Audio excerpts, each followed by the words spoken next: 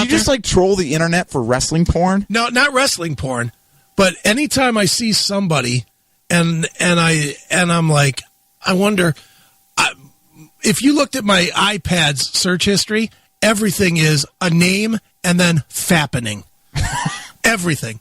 Because I do it all the time. I'll see somebody on TV or on a movie or something, and I'll just look to see if they have leaked photos. I do it all the time. All the time. Because I'm a perv. I know it, and I admit it. But yeah. This is why you're an entrepreneur, because you're unemployable. Yeah, well, I don't care. There's so much shit out there that you would never get past any sort of HR department. Yeah, well, and that's it. Believe me, I'll be the guy picking up cans and taking them to the aluminum place before I'll ever get a job again. Although I've played it nice because I could go get a job again because I do everything as Chris Aiken, which is my middle name. So if I ever go job hunting, I'll use my first name, and then I'll, they'll look up Charles, and and believe me, for the first 2 months I'm at the job, I'll be Chuck. I'll be, hey, what's up? I'm Chuck. Glad to be here. Nice.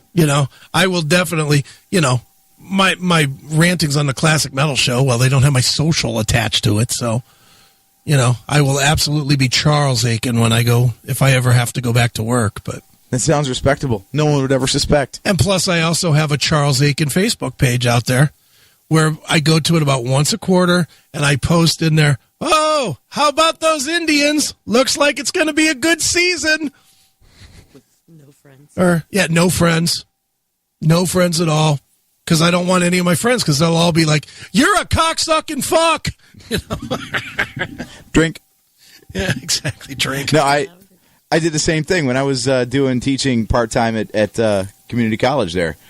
Like, my Facebook page doesn't have my last name on it. Yeah. And because I knew the first thing that would happen, my cousins are teachers, and they told me this, like, so switch your last name to your middle name, and then set up another profile with your full name, and have that be nothing but professional contacts. Yeah, so you look like the most boring vanilla person possible when people look you up online. Yeah, and that way, when you go to HR, you can say, well, I have a Facebook page, but I'm really not a social media guy. Yep. Ties back into online dating, too, because I've had 3 people ask me in the past 4 months, what's your last name? I'm like, oh, so you're going to stalk me on social media. I got it. Nope. Like, guess what? Here's my last name. You won't find me. And if you do find anything under that name, it's either not me or not my real profile. So have at it. I'm going to say this, man. I mean, you guys both know I was Mr. Social Media for a while. On social media 8 hours a day. I quit at the end of the year. Like, completely. Closed my Twitter. I'm not posting on my I have to keep my personal Facebook open because I have business pages tied to it. So I can't just close it. Unfortunately, stupid-ass Facebook makes you have a personal page in order to have business pages. So, but I'm not posting anymore. I'm just done with social media, and I don't go to it anymore. When I do have to even post for the business pages, I do it through Hootsuite, so I don't have to look through my timeline or anything. Mm-hmm. It is the most refreshing thing I think I've done in the past 5 years. I'm not reading anymore about Trump or what people ate for dinner or why their relationship stinks or, their pets or any of the shit. Hey, no offense to you guys, but I don't want to see your fucking dogs either. It's just the way it is. What possible joy am I going to see from seeing a picture of Veli licking his balls? Nothing. Veli is a girl. Whatever, licking his twat. I don't know. That's how much I've paid attention to your dog. So why the change? Because you used to post a shitload. Because I feel like I waste too much time on it. And truthfully, going into this election this year, I don't want to be in there because if I see the stuff, I know me well enough to know that I will engage it, and I just don't want to engage it. I'm not,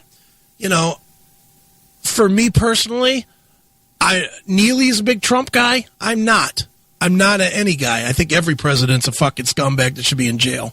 Every single one of them from my lifetime. And Johnson was the president when I was born. So from Johnson to Trump, every one of them is a fucking criminal, except Jimmy Carter, and he was just a bad president. So, you know. And that guy at 95 years old is still building houses. Of course he is. What else is he going to do? He didn't do anything as a president to fucking rest on his laurels. So he's got to do something. But my point is that I can't get sucked into the election this year. I just can't waste my time.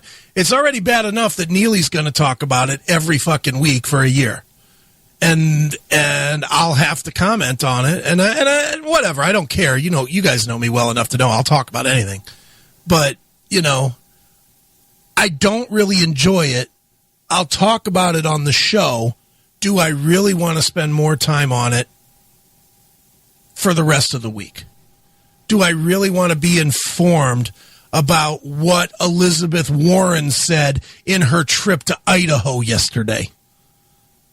Do I care? And do I care what some fucking gas station attendant thought of that speech?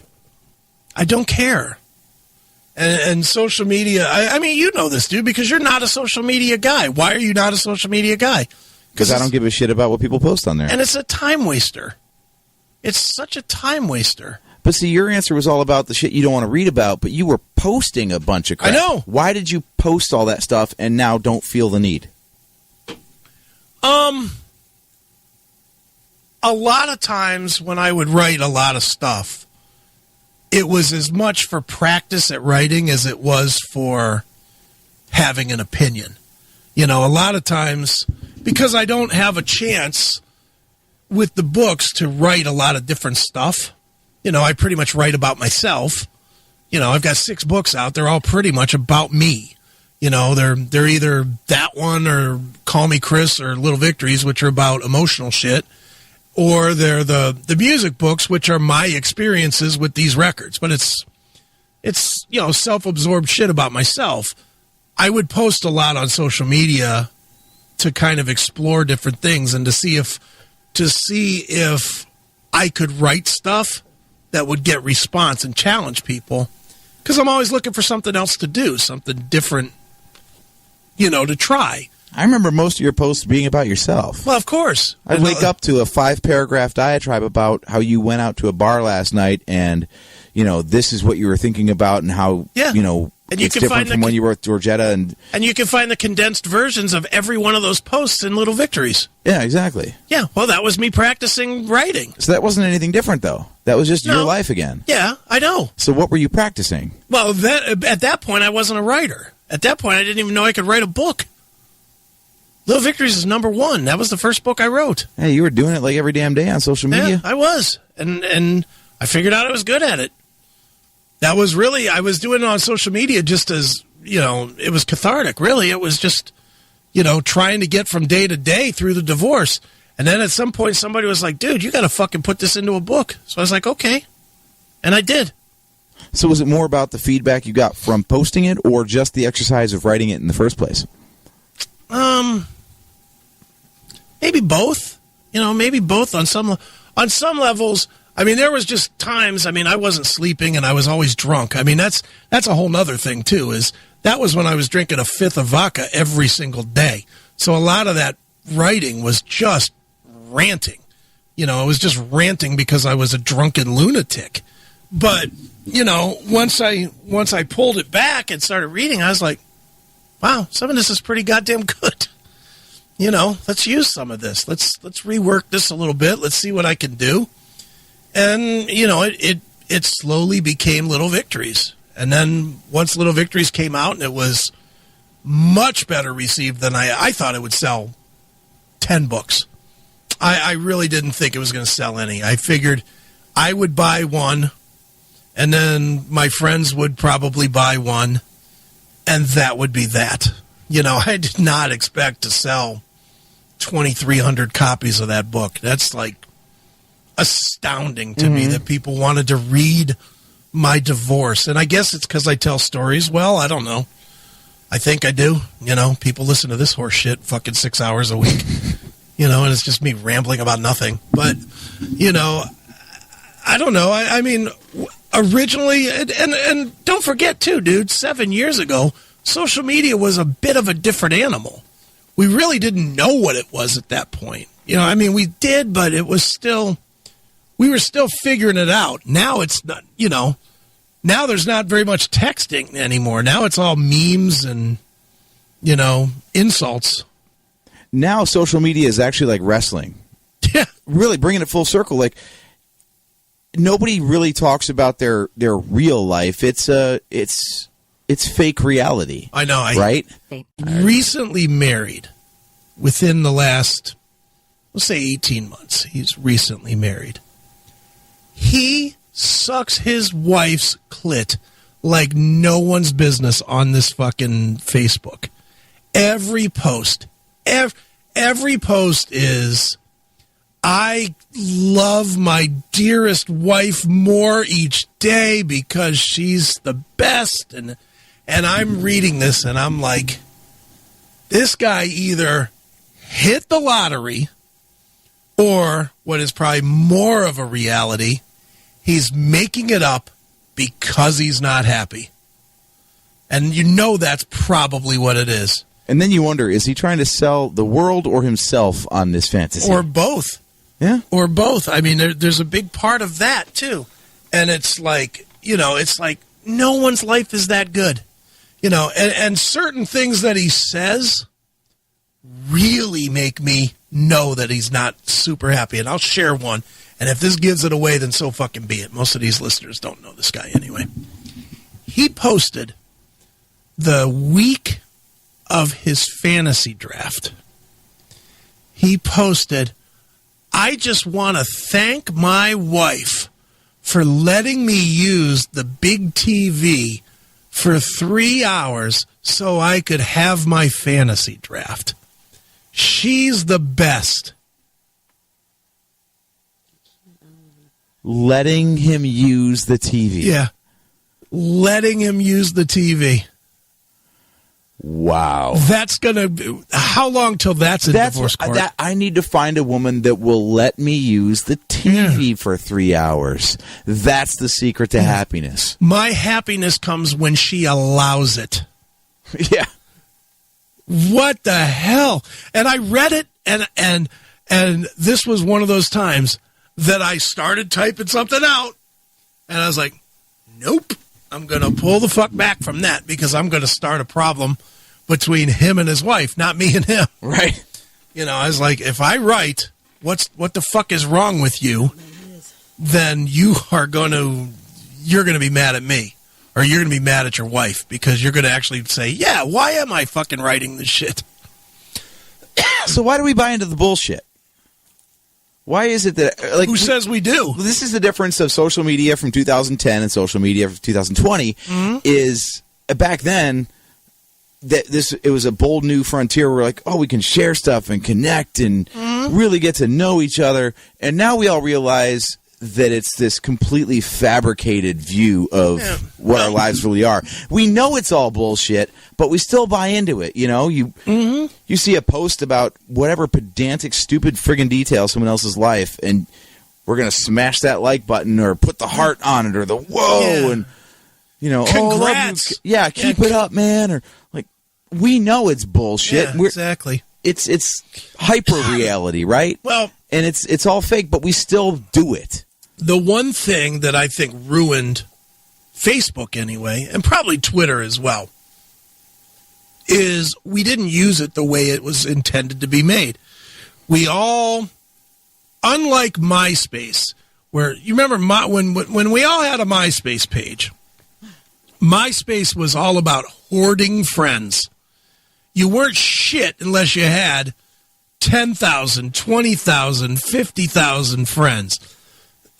Meanwhile, you didn't know anybody. You knew what's changed. That's the point. Facebook was supposed to be for friends. You weren't supposed to go and randomly add people to it. That's why, because remember, with MySpace, if I remember right, people could just add you. You didn't have to approve them.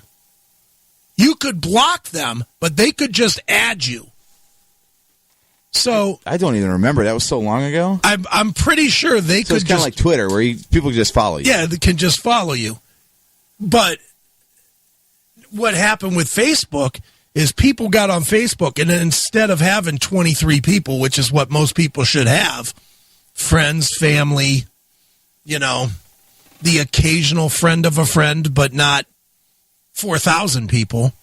Instead, it became friend hoarding again. I'm as antisocial as they come, and I still got, I think, 450 or 500 friends on Facebook. Dude, at one point, I was at like 4,800 or something, and I had a massive purge because I've told this story before, but I was in Pittsburgh, is when I was building Pinball PA, and I was homesick, because I had been there like 2-3 weeks in a row, and I was just, homesick. It was when the Cavs were in the playoffs, the year they won the title, and I was like, man, why am I not home? I should be home at a bar with my friends seeing this.